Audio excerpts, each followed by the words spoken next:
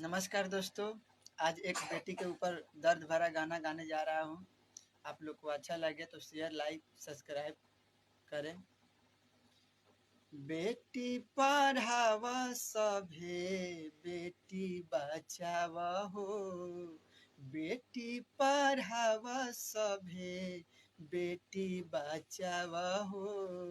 बेटी के ऐसे जानी गर्भ में मुआवा हो।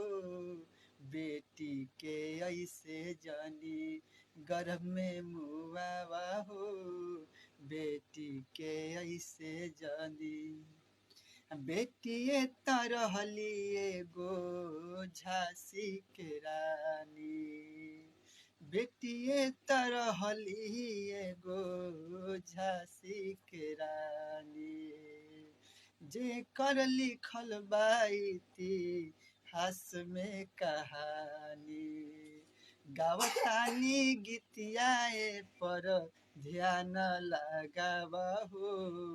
बेटी के ऐसे जानी पेट में मुआवा हो। बेटी के ऐसे जानी गर्भ में मुआवा हो।